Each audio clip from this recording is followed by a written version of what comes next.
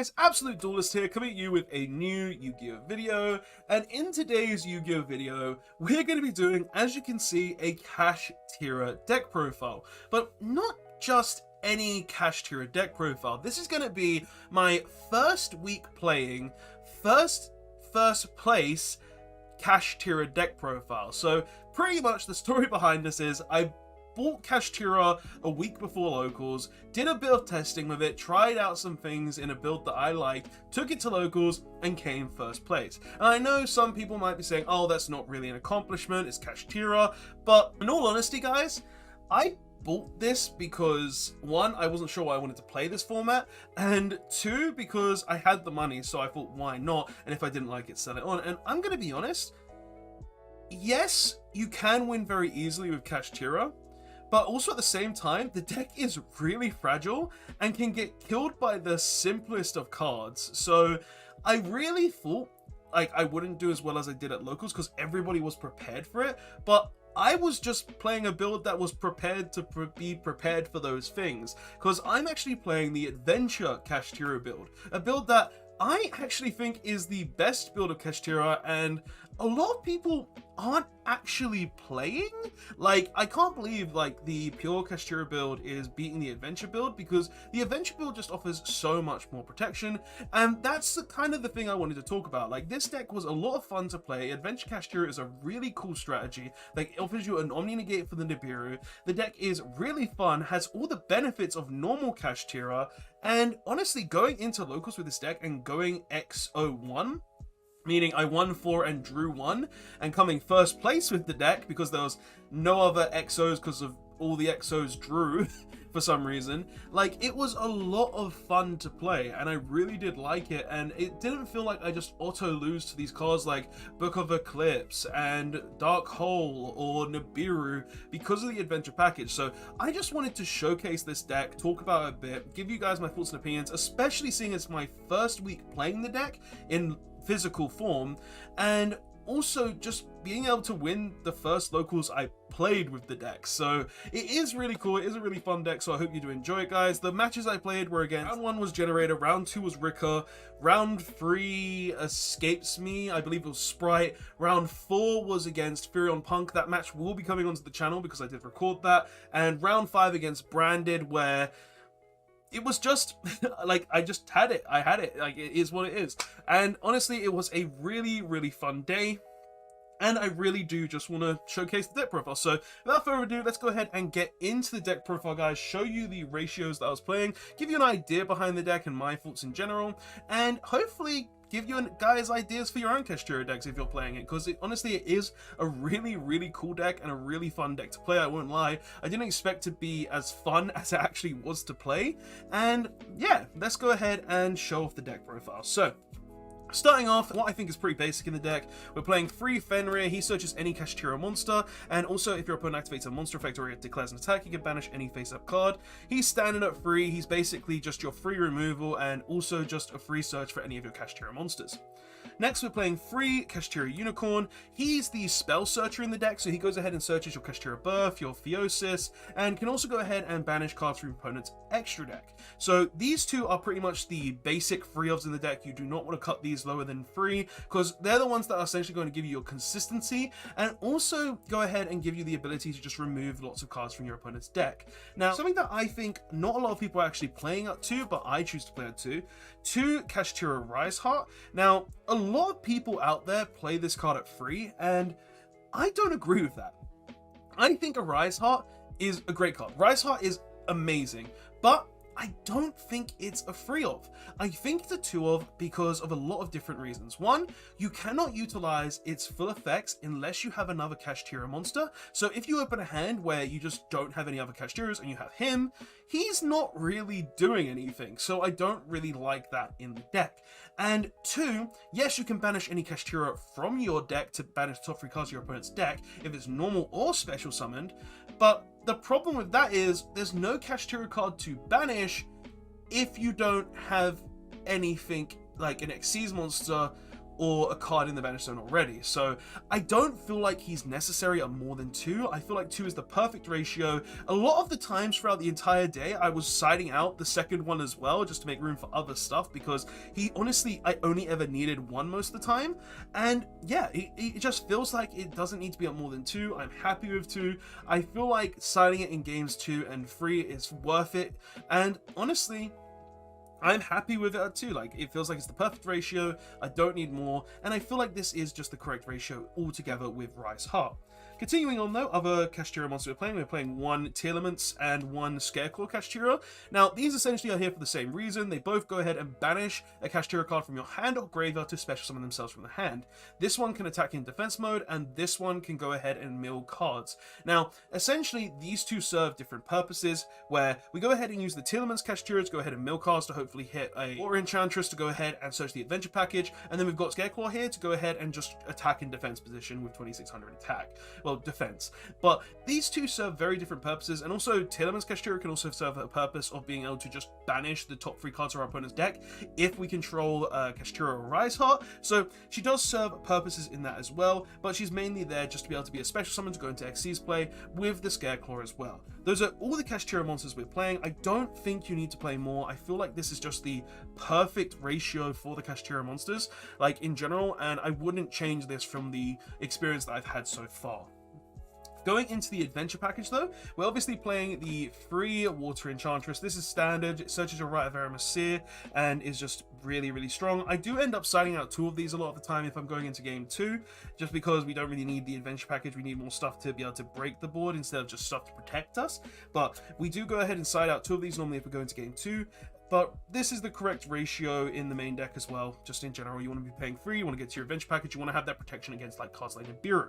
Then we also play the 1 Griffin Rider because he's the Omni Negate, he goes with the adventure package, you need him for that. And then the next card in the adventure package we're actually playing is 1 Illegal Knight. Now, I'm playing 1 Illegal Knight because of a lot of different reasons. One, it's an additional interaction on our opponent's turn. If we've already opened the Griffin Rider in our hand, then we can go ahead and search the Illegal Knight to have a double compulse.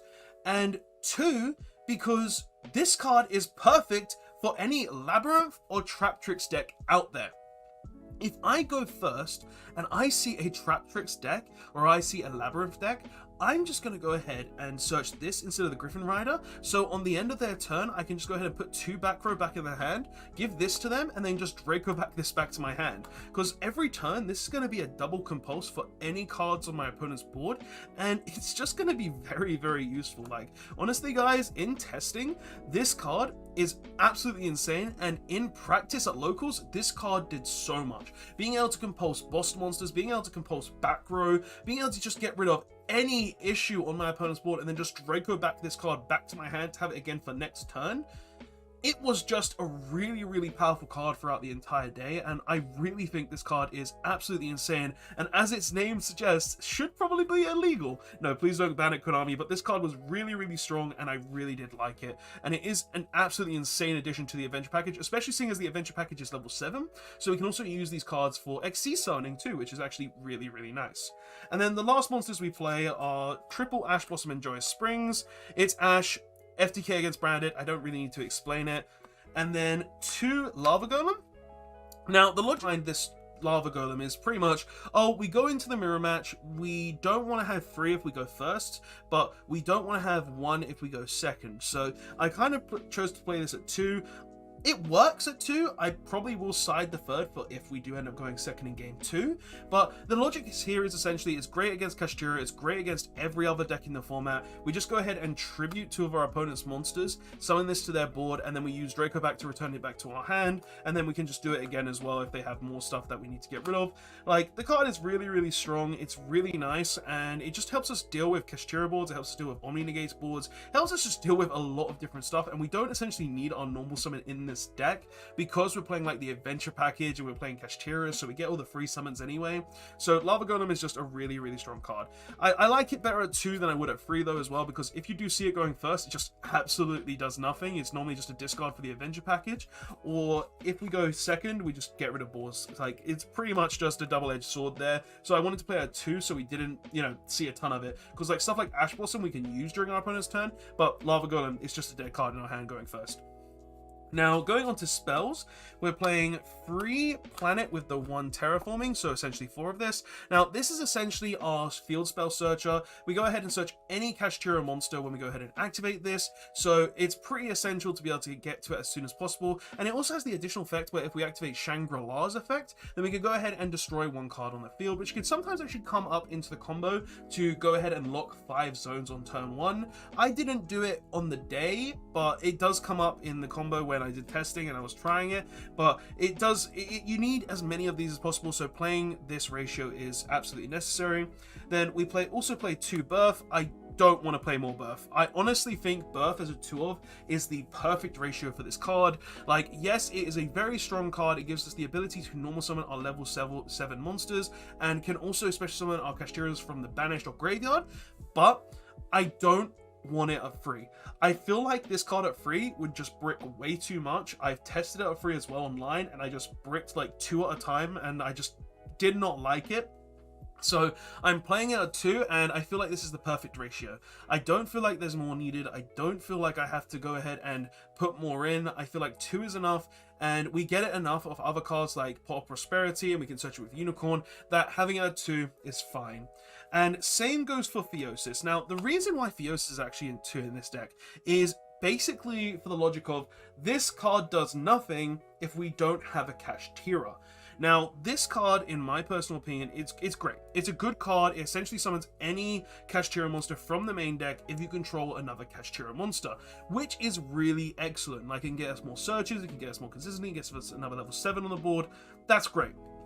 Now, the issue comes down to when you don't have a Kashtira monster in your hand, so this card just becomes an absolutely massive brick. So I personally only want to play it at 2 because the chances of us bricking and not having the ability to play the game just because we play a 3rd Theosis and that 3rd Theosis is potentially not a Kashtira monster, yeah, I don't want to risk that, so I play it at 2. I feel like 2 is more than enough as well, just like the Birth. Like, you don't need more of it. It's a great card, but I definitely would not play it at more than 2. I feel like that's the perfect ratio. So those are all the Kashtira spells. Going on to the adventure spells, we obviously play the 3 Rat of Aramasir with the 1 Faithful Adventure and the 1 Dracoback. This is essentially standard. You got the Rat of Aramasir that puts the Faithful Adventure on the board, you got the Faithful Adventure that searches the Dracoback Rider, and the Faithful Adventure that searches any of the adventure monsters. I'm not going to go too deep in the adventure package. We all know what it does at this point. It's been out long enough.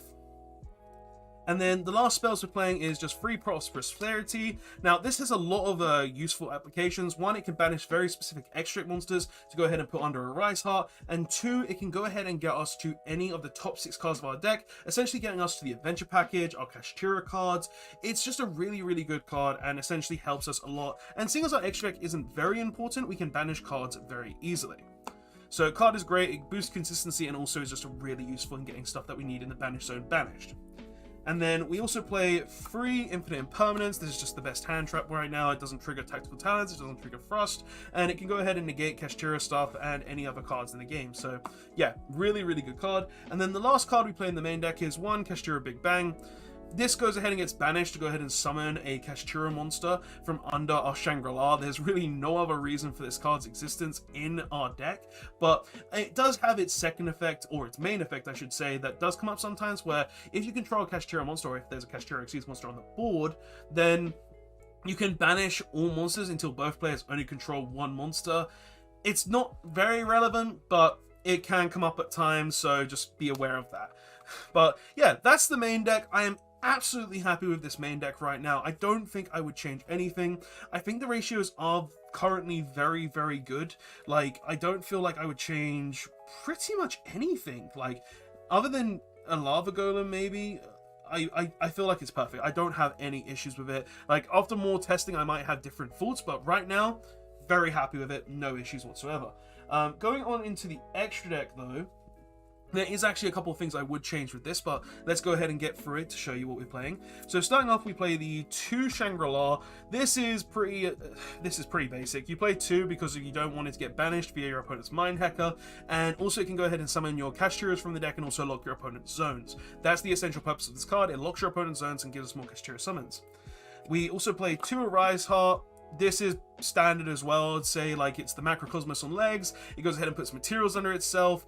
It's very, very standard. You don't really play more of it. You don't play less of it. 2 is fine, and it can't be ripped perfectly with a Mind Hacker if you only play 2. Then for utility XCs, we play, actually no, we'll go on to the next ones, which are also basic. 2 Mind Hacker. I normally see people playing only 1 Mind Hacker, but I like 2. This is essentially because 1, it means that if your opponent does want to banish it, they're only getting rid of 1, so you still have it to banish more cards. And 2, because I summon 2 of these actually quite a lot. Like, I'll just go ahead and summon the first one, banish some cards from my opponent's deck, and then I'll get rid of it and be like, oh, then now I don't have to deal with this Mind Hacker, I don't have to lose more cards in my deck. But then I'll just summon the second one, look at my opponent and be like, yeah, how many cards are left in your main deck? And just get rid of even more cards. Like, I feel like this is a tool that's really, really strong, and just being able to rip the opponent's extra deck is great. But going into other XC's monsters in the extra deck, the utility ones, we're playing 1 Big Eye. This is essentially just to steal any of our opponent's monsters. It's really, really strong, and it's a level 7, so it does come up quite a bit. Even helped me steal a Psychic End Punisher, which was absolutely insane. And we play 1 Red Eyes Darkness Metal Dragon, well, Red Eyes Flare Metal Dragon for the time on the round. So if we're going into time, we just go ahead and make this pass turn, watch our opponent play the game, and win. So it's just like, we're going to win if we summon this card, so we play out 1. And then the last 2 XCs we're actually playing is 2 Divine Arsenal AA Zeus. This is very standard as well, guys. Like, you don't want it to get ripped, so you play the second one. So if your opponent does make the Mind Hacker, they can't just steal your Zeus and just say, yeah, you don't have that anymore. And then going on to other extra cards, we play 2 Lingeribo. This is essentially here just so we don't get Nightmare Corrupt to Ibleed, because that is a tech that people are playing right now. So if they do summon the Ibleed, we can just go ahead and turn it into a Trap Negate, which is actually pretty good. And then the other one is 1 Infinitrack Goliath. This is here pretty much just to go ahead and be banished by Pot of Prosperity and then put under a Rise Heart, because what this card does is, while it's an Xyz material, the monster it's attached to cannot be destroyed by card effects. So it does have that additional utility that is very, very useful, and can also just help us protect our Rise Heart and our Shangri-La even easier. Very, very good card. And then we also play 1 Unce, because if they do remove the Arise Heart by any means necessary, then we have this under the Arise Heart, and then we can just go ahead and pop anything that after they remove it. And along those lines as well, we also play 1 Garura, because if they remove the Arise Heart as well, then we get a draw. So we get a pop and a draw if they do somehow remove the Arise Heart. These are very, very useful cards, and actually do come up quite a bit while I'm playing the deck, and it is actually very, very useful. So honestly, all these extra deck cards are very, very strong, and I'm really liking how I'm playing this deck so far with the extra deck. Like, the only thing that I might change is try to make room for the BLS link. Maybe, I don't know, cut the Unce, or cut something like... Honestly, I don't know. Like, I could cut a Mind Hacker, but I feel like 2 is just the right number. So I'm just thinking right now of how I would change things in this. And the only thing that I could see myself changing is probably taking out the Unce, because I always want to put the Garura under instead of the Unce. So yeah, and just be able to have room for the BLS link, because I feel like the BLS link is actually a really strong addition to this deck, and I feel like it could actually come up quite a bit. But yeah, that's all I have for really the extra deck. I feel like the extra deck is very, very strong, and again, I'm not too sure what I would change if I am to go ahead and just try and fit the BLS link. Like, there's a lot of things that you could potentially change. Like, I could go ahead and side the Metal Dragon, go ahead and put the BLS link here, and then have this in the side deck. I could go ahead and take out the Unce, so we have room for it there. Like, it's just a lot of different options and a lot of things that we could potentially change to try and make room for it. But anyway, going on to the side deck now, the side deck that I play for this deck, this is pretty standard as well to an extent. It depends on preference, but this is just what I think is like kind of the best side deck right now. So starting off, we play 3 Nibiru. We don't main this because it conflicts with Kashtira, but if we go ahead and go up against Kashtira, we go ahead and put it in just so we can go ahead and clear their board, and then we have to somehow remove our Nibiru token, which can be annoying, but we have a lot of ways to just, you know, such as the adventure package to play the game outside of that. It's less hurtful than in the pure Kashtira deck. We also play 2 Tactical Talents and 1 Change of Heart. I feel like this is insane just because if we do go in against the Kashtira mirror match, we can go ahead and use Tactical Talents to go ahead and steal their monster, or just straight Change of Heart into our board. I feel like these cards are very, very useful. Just being able to steal opponents' monsters right now seems to be really, really strong, and I feel like it's just absolutely insane just taking their monster and using it as a material for like the BLS link, or being able to turn their Arise Heart into a Zeus. It just is really, really nice right now. Next, we play Free Lightning Storm. This is just back row removal. It's essentially just there to get rid of my opponent's labyrinth cards and their trap hole cards. That's all it's really there for. Along with 3 evenly matched, clear your board. Another way to out Kashtira. Card is very, very useful. And then the last one is 3 D barrier for like branded or for the mirror match, so we can just go ahead and say, no, we're not going to let you play the game, you're going to lose. So essentially this side deck is pretty basic right now. I don't think anyone can really disagree with that. I might change a few things, like I could put the lava golem in, for instance, maybe card D barrier, maybe take out a lightning storm, change the ratios on like the change of heart tactical talents. I don't know right now. I'm just currently working on it as we go along, because we're obviously in a new format. But yeah, that is really all I have to say, guys. That is the entire video. I really do like this deck. I think it is a really cool deck, and in all honesty, after playing it, I think it's really fun. Like, I don't know what I would change overall. I don't think there is anything big change is needed. I feel like this is a very strong list, and it can really just compete at any locals or event and do really well. But guys, that is all I have to say. Tell me what your thoughts are on my Kashtira adventure list in the comment section below. Do you think this is a good list? Do you have any changes you would recommend? Do you have any ideas for me to make this deck better? Like, I'll generally like these thoughts and opinions, because this is a really cool and fun deck for me to play right now, and I just kind of want to improve it and make it better as I go along, because I'm really loving it, and it is a lot of fun to play from what I've been doing so far. So yeah, guys, that is all I have to say. Thank you so much for watching. Don't forget to like, comment, and subscribe for more good videos, and I'll see you guys in the next one. Absolute Duelist signing out. Later all.